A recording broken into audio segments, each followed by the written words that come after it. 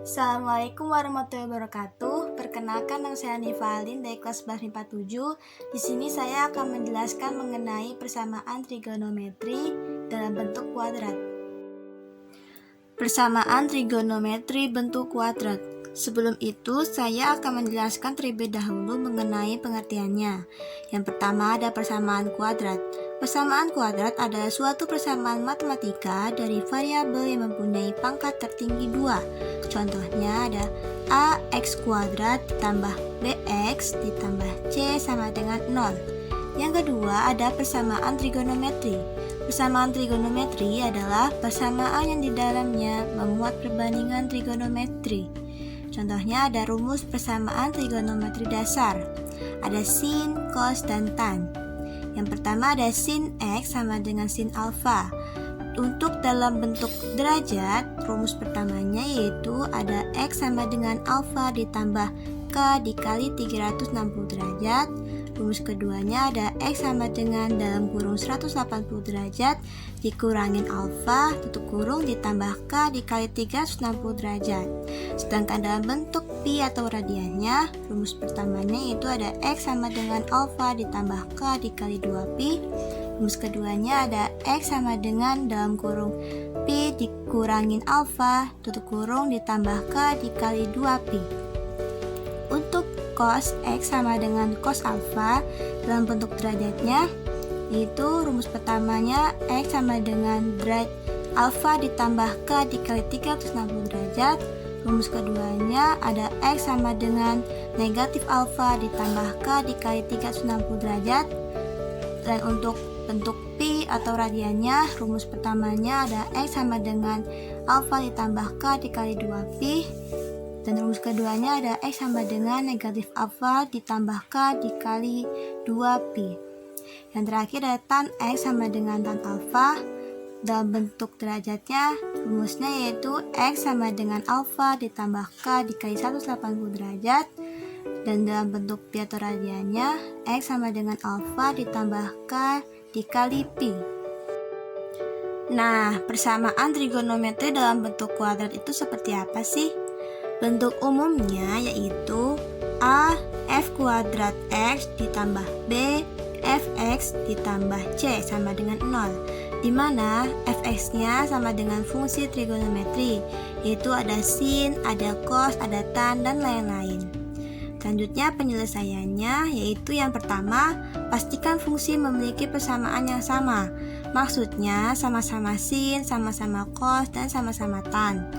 Jika berbeda, ubah dengan rumus-rumus identitas trigonometri. Kemudian, faktorkan persamaan bentuk kuadrat, boleh dengan pemisalan agar mudah. Yang terakhir, tentukan nilai x yang memenuhi sesuai dengan persamaan trigonometri yang sudah dipelajari sebelumnya.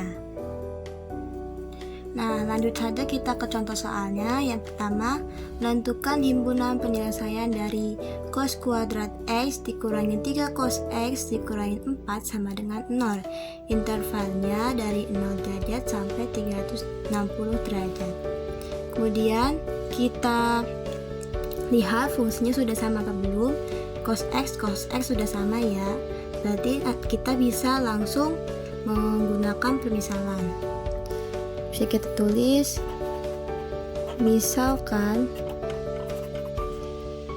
P itu sama dengan cos X, maka persamaannya bisa kita tulis menjadi P pangkat 2 dikurangin P dikurangin 4 sama dengan 0. Kemudian kita bisa faktorkan dalam kurung menjadi P jadi P.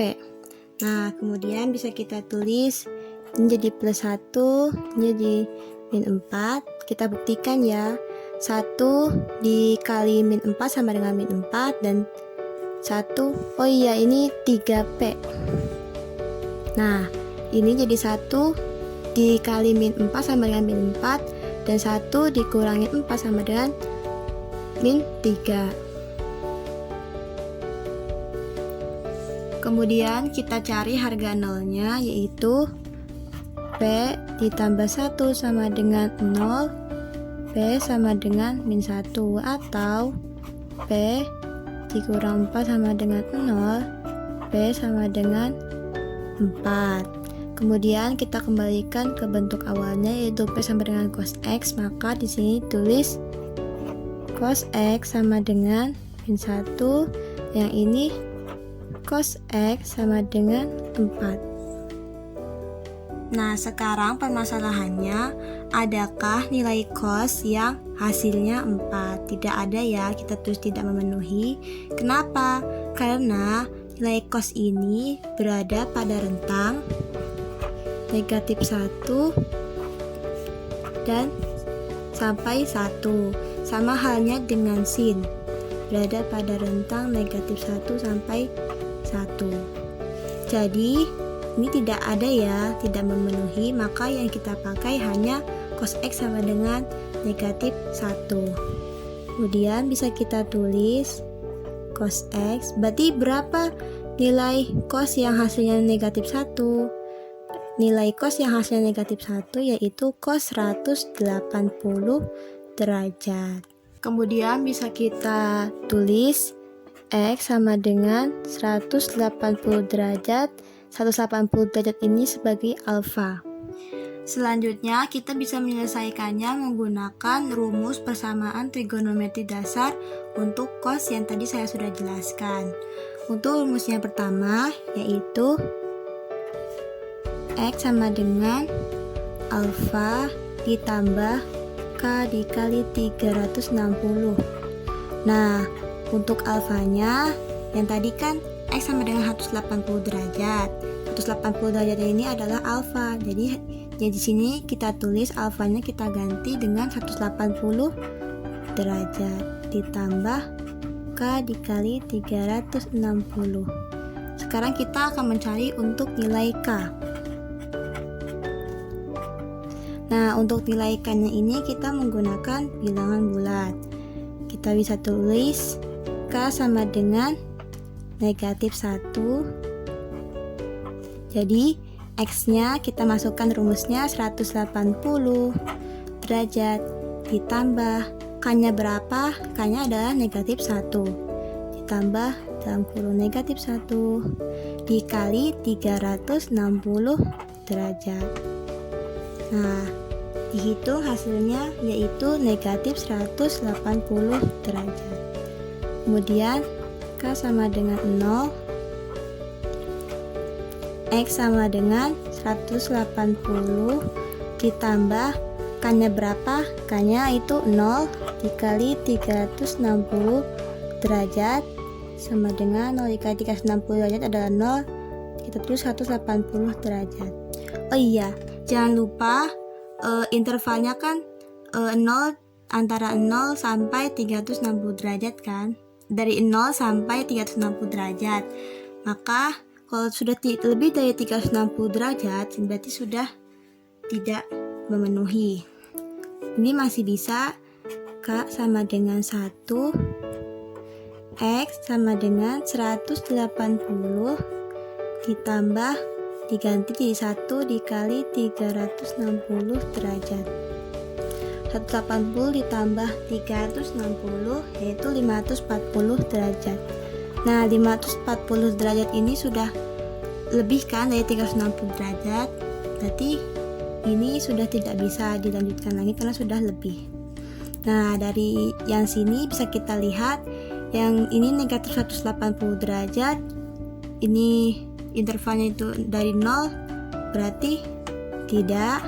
Yang ini 180 derajat, intervalnya memenuhi ya, hanya antara dari 0 sampai 360 derajat memenuhi, dan ini jelas tidak memenuhi.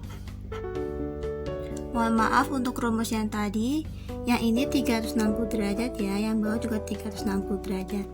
Oke, selanjutnya kita hitung menggunakan rumus yang kedua, yaitu X sama dengan negatif alfa ditambah K dikali 360 derajat. Jadi X sama dengan alfanya kita ganti menggunakan 180, jadi negatif 180 derajat ditambah K dikali 360 derajat sama seperti yang tadi ya. Untuk K-nya menggunakan bilangan bulat. K sama dengan negatif 1. X-nya menjadi negatif 180 derajat ditambah K-nya diganti menjadi negatif 1 ya, dalam kurung negatif 1 dikali 360 derajat.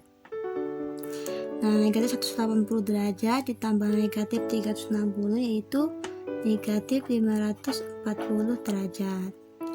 Lanjut ke K sama dengan 0. X sama dengan negatif 180 ditambah 0 dikali 360 derajat. Kemudian nah ini 0 kali 360 derajat 0 ya, jadi ini jawabannya 180 derajat. Kemudian dilanjut K sama dengan 1, X nya sama dengan negatif 180 derajat ditambah 1, K nya diganti jadi 1 dikali 360 derajat. Hasilnya adalah 180 derajat. Masih bisa. K sama dengan 2, X sama dengan negatif 180 derajat ditambah 2 dikali 360 derajat, dan ternyata hasilnya 540 derajat. Sudah mentok ya. Nah, bisa kita lihat yang memenuhi di sini. Coba kita lihat, ini negatif 540 derajat kan. Nah, ini kurang ya, tidak memenuhi maksudnya, karena ini dari 0 sampai 360 derajat tidak memenuhi. Yang negatif juga tidak memenuhi karena di bawah 0. Selanjutnya ini memenuhi ya, karena ini berada dari 0 sampai 360 derajat ya. Dan ini tidak memenuhi karena lebih dari 360 derajat. Nah, selanjutnya himpunan penyelesaiannya berapa? Jadi himpunan penyelesaiannya yaitu ini 180 dan sini juga 180. Berarti himpunan penyelesaiannya yaitu 180 derajat. Agar tidak membingungkan, tanda yang tadi terlalu dempet saya sudah ganti ya. Sekian dari saya, mohon maaf apabila ada salah kata. Wassalamualaikum warahmatullahi wabarakatuh.